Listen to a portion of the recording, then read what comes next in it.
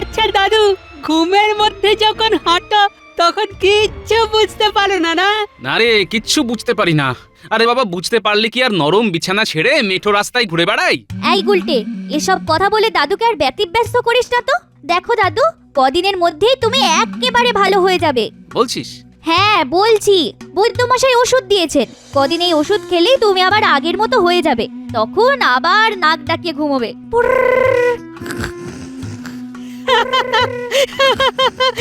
বাবা পুঁটি, কি দারুণ নাক ডাকতে পারিস রে তুই।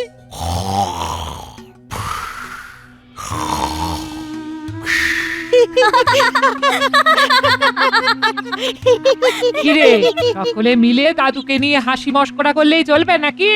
রান্না হয়ে গেছে, এবার সকলে খেতে চলো। আজ আমরা এখানে খাবো? উমা, এ আবার কি কথা? তাহলে রান্না বান্না করলাম কার জন্য? এই চল চল চল, খাবি, চল চল চল। এখনো তো ফিরলো না, কোথায় গেল?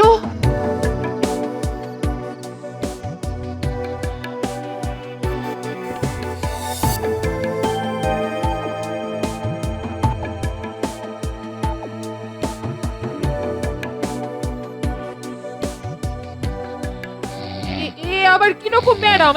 ঘুমের মধ্যে চোখ বন্ধ করে রাস্তা থেকে ঘুরে এলো।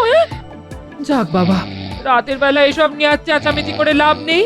যা হবার কাল সকালেই হবে। বাবা,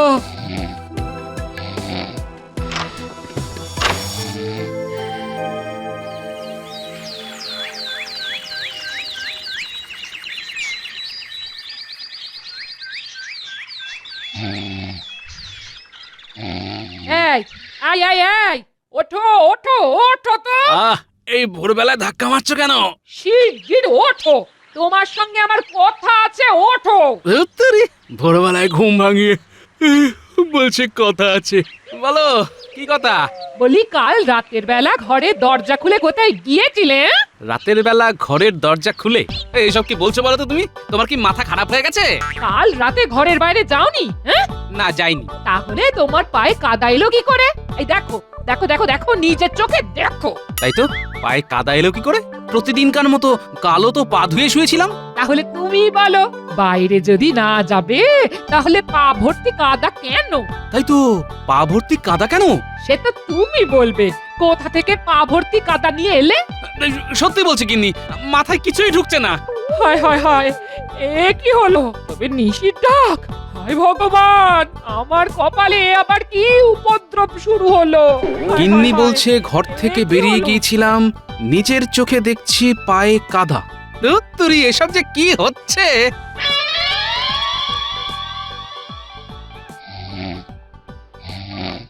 কি হলো গোপাল? রাজসভায় বসে তুমি ঢুলছো কেন? শরীর খারাপ নাকি? গোপাল, হ্যাঁ হ্যাঁ হ্যাঁ হ্যাঁ, কিছু বলছেন মহারাজ? বলছি, রাজসভার মধ্যে বসে বসে ঢুলছো কেন? শরীর খারাপ নাকি? না মানে ইয়ে, গোপালের শরীর খারাপ নয় মহারাজ, আমার মনে হয় ওর এবার অবসর নেবার সময় হয়ে গেছে। আসলে মেঘে মেঘে বয়স তো কম হলো না। মেঘে মেঘে বয়স বাড়ে আর বাড়ে বেলা, গোপাল এবার ছুটি নেবে, কাটিয়ে সব খেলা। এই, তোমরা সকলে চুপ করো তো। গোপাল, শরীর খারাপ থাকলে কদিন না হয় ছুটি নাও। তাই দিন মহারাজ। আসলে নানান চিন্তায় মাথার মধ্যে কেমন যেন সব জট পাকিয়ে যাচ্ছে মহারাজ। এমন হলে আমায় বলো গোপাল, আমি ওষুধ দেব। না না না না না, এক্ষুনি তার আর দরকার নেই। আমি তাহলে আজ আসি মহারাজ। এসো এসো এসো।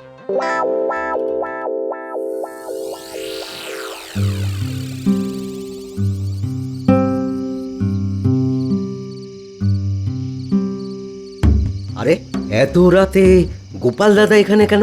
হয়তো মহারাজের কাছে কোনো গোপন কাজ আছে। ঠিক বলেছিস, তাহলে আর কথা না বাড়িয়ে যেতে দে।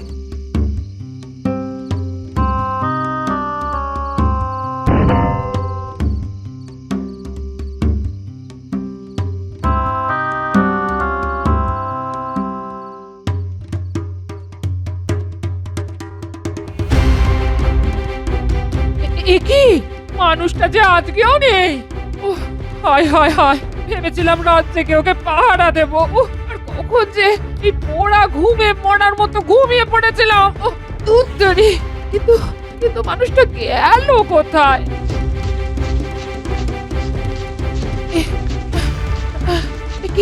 কি যত দূর চোখ যাচ্ছে কোথাও তো দেখতে পাচ্ছি না। তাহলে কি একবার পুটিদের বাড়ি যাবো?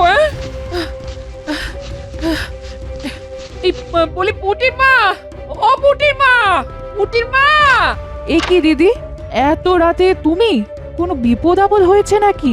হ্যাঁ, খুব বিপদ ভাই, খুব বিপদ। বলি ভেতরে চলো, ভেতরে চলো, সব বলছি সব।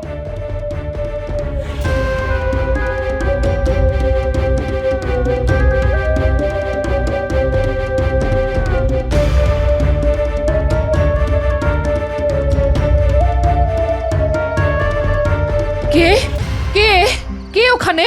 কে কে ওখানে? রক্ষী, রক্ষী! কে কে ওখানে? ধরেছি ধরেছি মহারাজ, ধরেছি। আরে এ তো গোপাল দাদা। গোপাল, এত রাতে তুমি আমার ঘরে কেন? কি হলো? আমার কথা শুনতে পাচ্ছ না? গোপাল! আমি কোথায়? ওফ! কোথায় আবার? আমার ঘরে। আপনার ঘরে? আপনার ঘরে কেন? কে নিয়ে এলো? মনে হচ্ছে গোপাল এতক্ষণ ঘুমোচ্ছিল আর ঘুমের মধ্যে হাঁটতে হাঁটতে এখানে চলে এসেছে।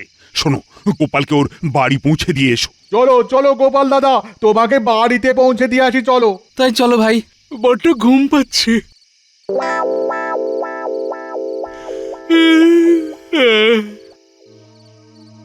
গোপালের এ কি হলো বলুন তো? হ্যাঁ, এটা এক ধরনের রোগ, ঘুমের মধ্যে হেঁটে বেড়ানো। তাহলে কি হবে? কি আর হবে, রাজবৈদ্যকে বলে খুব ভালো করে চিকিৎসা করাতে হবে, না হলে কিন্তু খুব বিপদ। বলি রাত দুপুরে কোথায় গেল বলো তো মানুষটা? এত দুশ্চিন্তা করো না তো, পুটির বাবা তো খুঁজতে গেছে। দেখো এক্ষুনি গোপাল দাদাকে নিয়ে ফিরে আসবে। কি গো, পেলে? না গো, সেই বুড়ো বটতলা অব্দি দেখে এলাম, কিন্তু পেলাম না। হায় হায় হায়, কোথায় গেল তাহলে? কাল তবু বাড়ি ফিরে এসেছিল, আজ তো ফিরেও এলো না। তাহলে কি নিশি ডেকে নিয়ে গেল? কেঁদো না গো দিদি, কেঁদো না। সকাল হলেই আমরা সকলে মিলে মহারাজের কাছে যাব।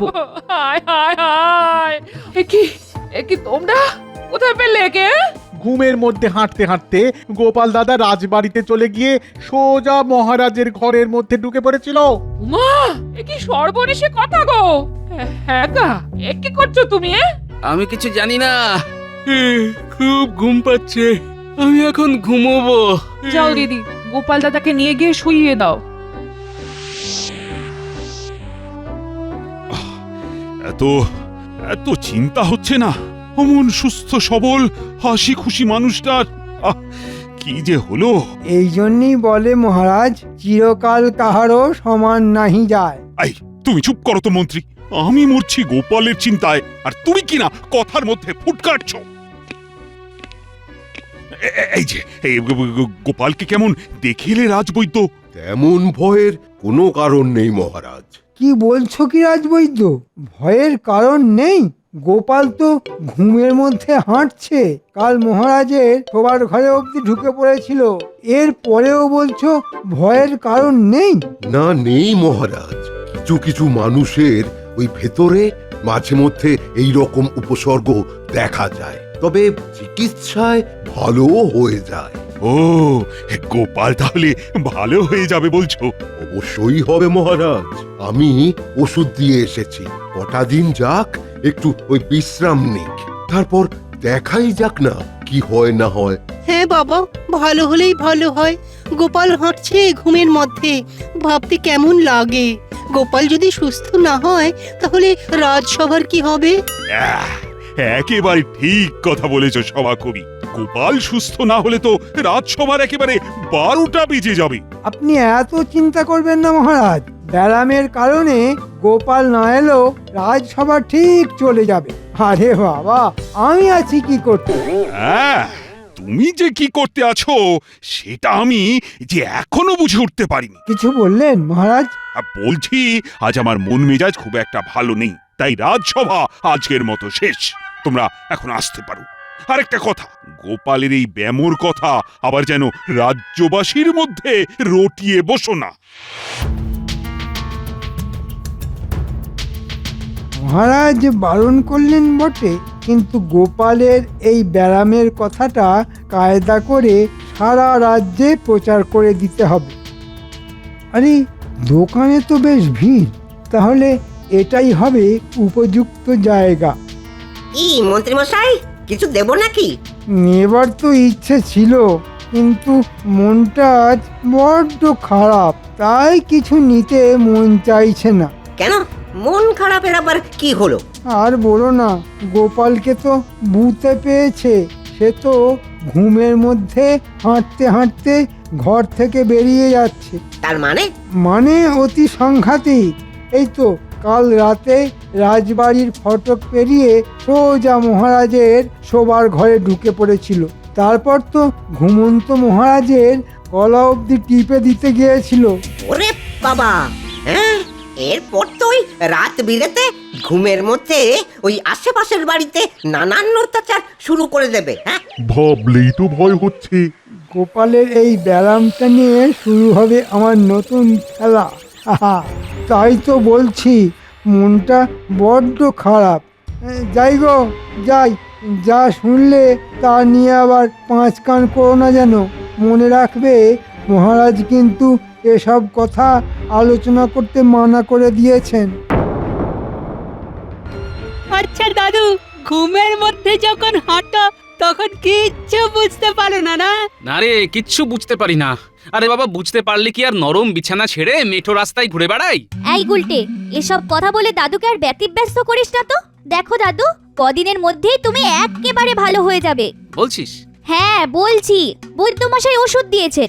কদিন এই ওষুধ খেলেই তুমি আবার আগের মতো হয়ে যাবে। তখন আবার নাক ডাকিয়ে ঘুমোবে।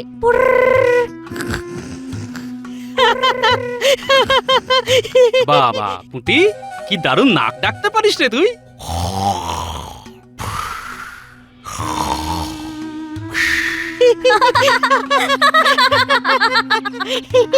কিরে, সকলে মিলে দাদুকে নিয়ে হাসি মশকরা করলেই চলবে নাকি? রান্না হয়ে গেছে, এবার সকলে খেতে চলো। আজ আমরা এখানে খাবো? উমা, এ আবার কি কথা? তাহলে রান্না বান্না করলাম কার জন্য? এই চল চল চল, খাবি, চল চল চল চল। তাহলে আজ আমরা এখানেই থাকবো। হ্যাঁ, রাতের বেলা দাদুর কাছে শোবো। আমার কাছে শুবি মানে? শুয়ে শুয়ে তোমার কাছ থেকে গল্প শুনবো, আর তুমি ঘুমিয়ে পড়লে সবাই মিলে তোমায় পাহারা দেব। দেখবো আজ রাতে তুমি কি করে ঘরের বাইরে যাও। তাহলে তো ভালোই হবে, খুব ভালো। থাক তো কটা রাত তোদের দাদুকে পাহারা দিতে। কি মজা, কি মজা!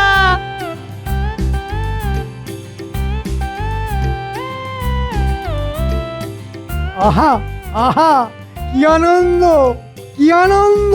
তা এত আনন্দের কি হলো গো? আনন্দ হবে না? ওদিকের খবর শুনেছো? কি খবর গো? গোপাল তো ঘুমের মধ্যে হাঁটতে চলতে শুরু করে দিয়েছে। সে কি গো, ঘুমের মধ্যে হাঁটছে? এ তো খুব বাজে রকমের ব্যায়াম। আহা আহা, গোপালের এই ব্যায়াম যদি আর না সারে, তখন তো মহারাজ অসহায় হয়ে পড়বেন, আর সেই সুযোগে আখের গুছিয়ে নেব আমি। বলে এখনই এত হেসো না, একদম হেসো না। হাসবো না মানে? বলি এখনই তো হাসার সময় গো। তাহলে হাসো, তবে বলে রাখছি, গাছে কাঁঠাল দেখে গোফে তেল যারা মেখে বসে থাকে, তাতে শেষ পরিণতি কিন্তু। শেষ পরিণতি তাহলে কি হয়? শেষ পরিণতি হয় কান্না। হ্যাঁ। এটা কে রে?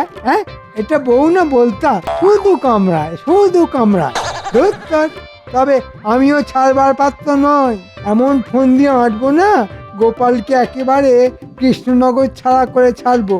শুধু রাতটা আসতে দাও। ও দাদু, দাদু গো, আর একটা গল্প শোনাও না। ওরে বাবা, এই তো একটা গল্প শোনালাম, আবার গল্প? হ্যাঁ হ্যাঁ, আবার গল্প, আবার গল্প। আবার গল্প শুরু হলে তো রাত কাবার হয়ে যাবে। হ্যাঁ, এই লক্ষ্মী সোনারা আমার, এখন ঘুমিয়ে পড় দেখি। কাল সকালে না হয় আবার একটা মজার গল্প শোনাবে তোদের দাদু। সত্যি তো? সত্যি সত্যি সত্যি, তিন সত্যি। হ্যাঁ। চল তাহলে ঘুমিয়ে পড়ি। দাঁড়া, আসল কাজটা সেরে নি। কি কাজ দাদু? এই দেখ, দড়িটার এক প্রান্ত আমি নিজের ডান পায়ের সাথে বেঁধে নিলাম, আর অন্য প্রান্ত বেঁধে দিলাম তোর ডান পায়ের সাথে।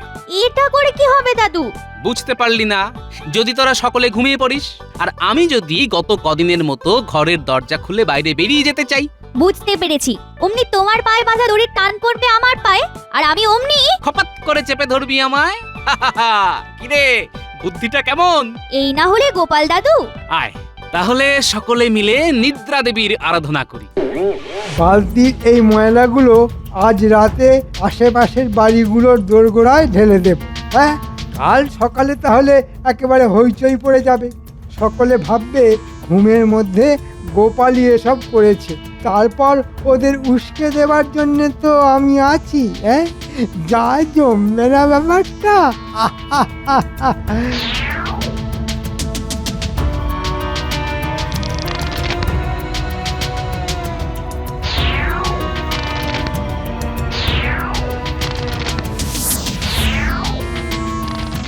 যাক বাবা, বেশ কটা বাড়ির দরজায় জঞ্জাল ঢেলে দেওয়া গেল।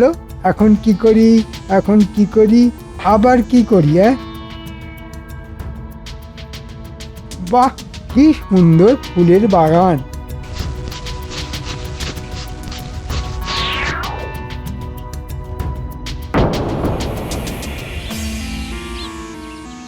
এত লোক এখানে জড়ো হয়েছে কেন? ব্যাপারটা জানতে হচ্ছে। কি বিচ্ছিরি ব্যাপার বলো তো, সকালবেলা দরজা খুলে দেখি দরজার সামনে পচা জঞ্জাল। আরে তোমরা দরজার কথা কি বলছো?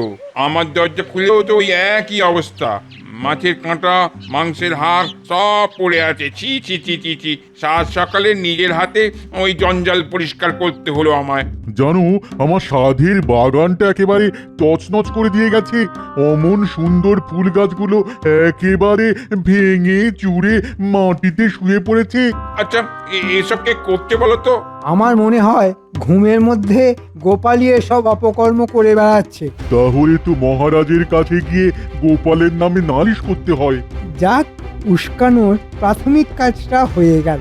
এরপর এমন অবস্থা করে ছাড়বো যে প্রজাদের নালিশ শুনতে শুনতে মহারাজ গোপালকে এই কৃষ্ণনগর থেকে তাড়িয়ে দিতে বাধ্য হবেন। কি মন্ত্রী মশাই, আরে চুপ করে আছেন কেন? কিছু বলুন। হ্যাঁ হ্যাঁ, নালিশ তোমরা করতেই পারো। খামোকা এরকম অত্যাচার কদিন আর সহ্য করা যায়? তাহলে তাহলে চলো চলো চলো, সবাই মহারাজের কাছে যাই, চলো। যাই, এক্ষুনি গিয়ে গোপাল দাদুকে খবরটা দিয়ে আসি। ভুলিস কিরে পুঁটি, আমি তো কাল সারা রাত ঘরেই ছিলাম, তবুও আমার নামে এই বদনাম। আমার মনে হয় তোমার বদনাম করার জন্য কেউ জেনে বুঝেই এই কাজ করছে। ঠিক বলেছিস। আচ্ছা, কে করতে পারে বলতো? সেটা ঠিক বলতে পারবো না, তবে একটা প্রশ্ন আমার মনে খুব জাগছে। কি প্রশ্ন? মন্ত্রী মশাই হঠাৎ করে উদয় হয়ে ঘুমের মধ্যে গোপালই এসব অপকর্ম করে বেড়াচ্ছে বললো কেন? ঠিক আছে, তাহলে আজ রাতেই পর্দা ফাঁস করব আমি। তোরা শুধু আমার সঙ্গে থাকিস।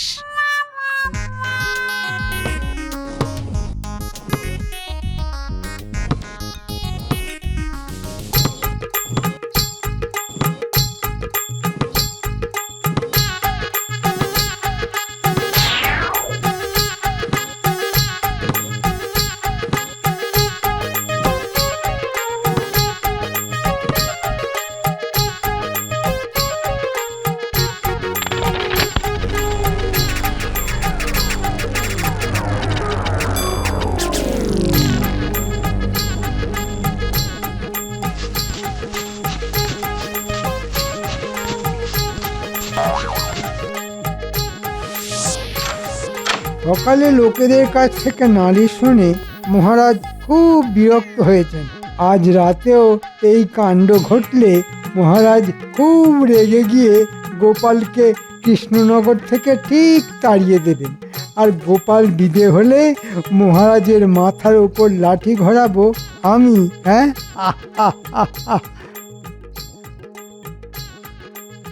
আরে আরে আরে এই এই বাঁচাও বাঁচাও, আমি গর্তে পড়ে গেছি, বাঁচাও বাঁচাও। বাঁচার তো পথ নেই, জম যে সম্মুখে দাঁড়িয়ে আছে। কি মন্ত্রী মশাই, আমাকে বদনাম করার জন্য এসব অপকর্ম তাহলে আপনারই? স্বীকার করছি সব অপকর্ম আমার, কিন্তু আমাকে এখন এই গর্ত থেকে তোলো ভাই।